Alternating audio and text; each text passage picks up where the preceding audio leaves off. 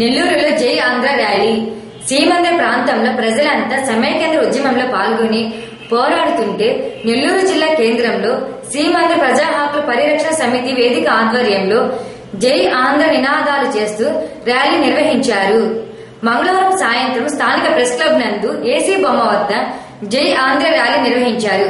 ఈ కార్యక్రమంలో నిర్వాహకులు మాట్లాడుతూ సమైక్యాంధ్ర వాదుల కుట్రలను భగ్నం చేయాలనే సంకల్పంతో ఈ ర్యాలీ నిర్వహించామని, శ్రీ పొట్టి శ్రీరాములు పోరాడింది ఆంధ్ర రాష్ట్రం కోసమే కానీ ఆంధ్రప్రదేశ్ కోసం కాదనే విషయాన్ని సమైక్యవాదులు తెలుసుకోవాలని, అదేవిధంగా ఈ నెల 10లోపు జిల్లాలో అన్ని పాఠశాలలు, కళాశాలలు పునః ప్రారంభించాలని, విద్యార్థుల చదువులను కాపాడాలని, లేని పక్షంలో తాము జై ఆంధ్ర ఉద్యమం చేపడతామని హెచ్చరించారు. జై ఆంధ్ర నాయకులు పెళ్లకూరు సురేంద్రారెడ్డి, సీమాంధ్ర ప్రజా హక్కుల పరిరక్షణ సమితి వేదిక నాయకులు మంగళపూడి వెంకటేశ్వర్లు, కో కన్వీనర్ నాగేశ్వరరావు మరియు నెమళ్లపూడి వెంకటేశ్వర్లు, చెరుకూరి రామకృష్ణ, ఏపీసీఎల్సీ నాయకులు ఎల్లంకి వెంకటేశ్వర్లు తదితరులు పాల్గొని అంబేద్కర్ విగ్రహానికి పాలాభిషేకం చేశారు. శ్రీ పొట్టి శ్రీరాములు విగ్రహానికి పాలాభిషేకం చేశారు.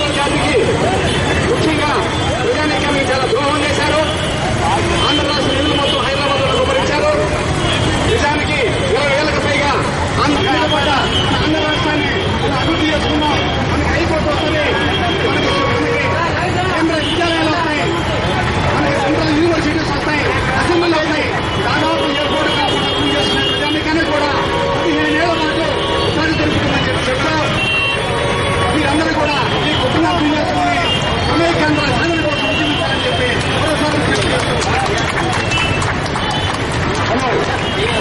సమాజ్వాదీ పార్టీ జాతీయ నేత ములాయం సింగ్ యాదవ్ను స్థాపిస్తున్నారు.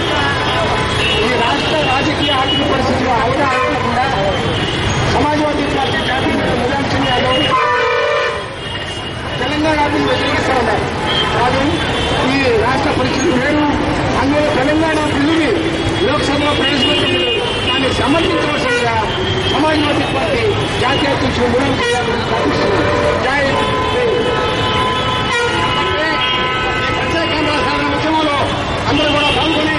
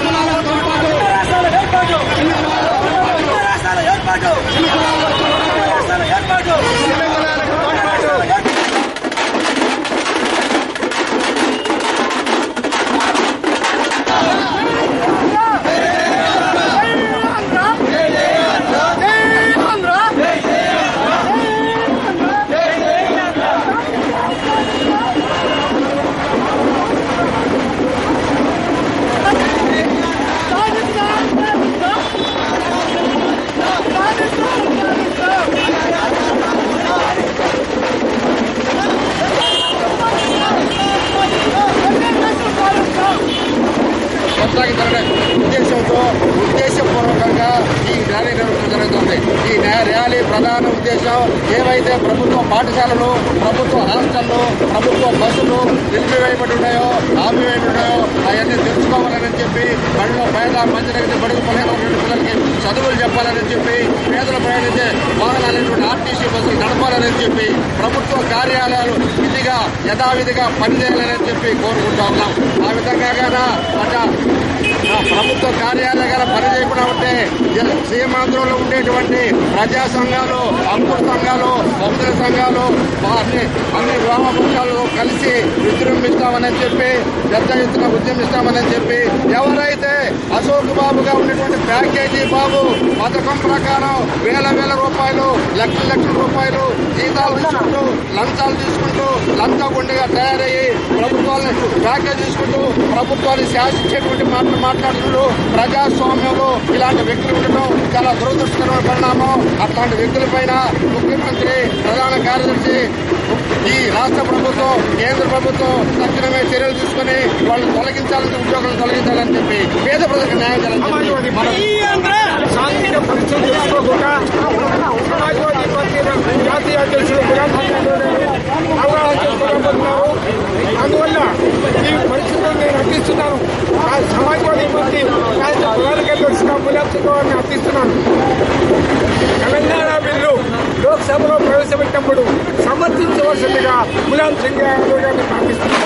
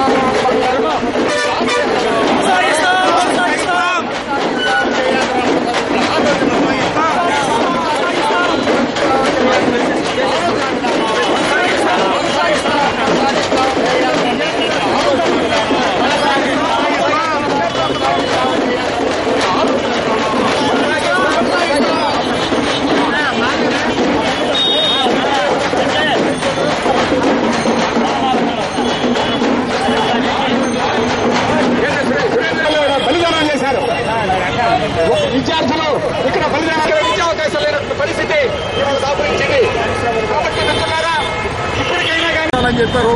అది ఇంకో చిన్న విషయం ఏంటంటే ఆ రోజు 72 ఉద్యమంలో చాలా మంది నాయకులైనటువంటి నేతలు వాళ్ళ సంతానం ఈరోజు సమైక్యాంధ్ర అంటుంది.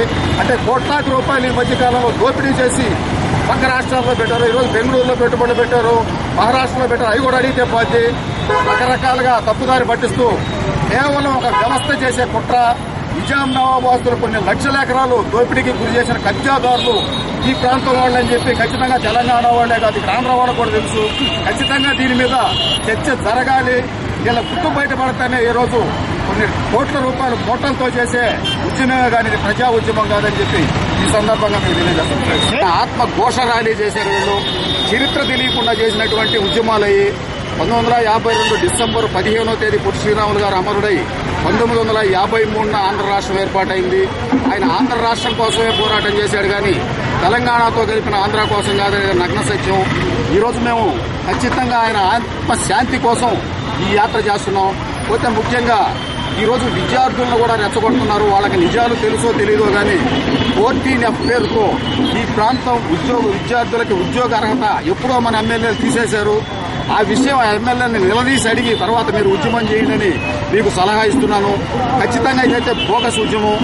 ఈరోజు కొంతమంది పెట్టుబడిదారులు చేసే ఉద్యమమే కానీ వాస్తవంగా సామాన్య ప్రజలంతా ఈరోజు ఈ సమ్మె వల్ల చాలా నష్టపోయారు. ఎందుకంటే ఒక చిన్న ఆరోగ్య పరిస్థితి బాగాలేకపోయినా వేలు ఖర్చు పెట్టుకుని టౌన్లోకి రావాల్సిన పరిస్థితులు ఉన్నాయి.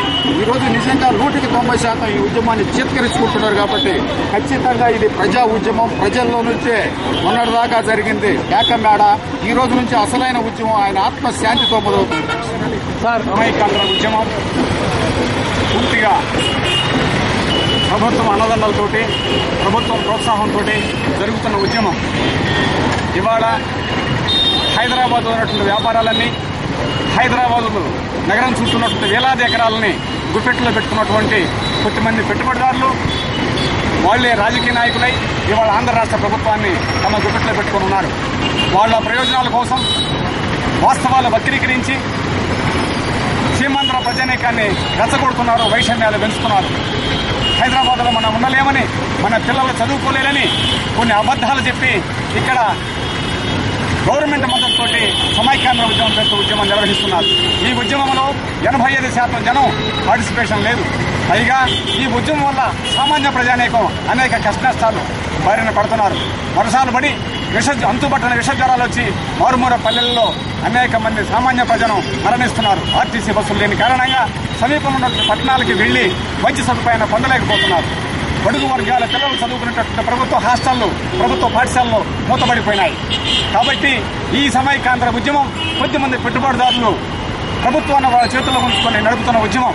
నిజానికి ప్రత్యేకాంధ్ర సాధన అనే ఉద్యమం ఇవాళ ప్రజానాయకానికి ఉపయోగపడే ఉద్యమం. ప్రత్యేకాంధ్రం కనుక మనం స్థాపించుకునే పని అయితే ఇక్కడ రోజు కూలి చేసుకునే ప్రజానీకానికి సైతం ఖచ్చితంగా 15 సంవత్సరాల పాటు ఉపాధి దొరుకుతుంది. ఇంజనీర్లు కానించి సాధారణ ప్రజానీకం దాకా అనేక పనులు వస్తాయి. హైకోర్టులు, సెక్రటేరియట్లు, కేంద్ర కార్యాలయాలు, కేంద్ర యూనివర్సిటీలు అనేకం వచ్చి ఆంధ్ర రాష్ట్రం మొత్తం కూడా బ్రహ్మాండంగా అభివృద్ధి చెందుతుంది. 60 సంవత్సరాలుగా వెనకబడ్డ ఆంధ్ర విభజనతోనే గొప్పగా అభివృద్ధి చెందుతుంది.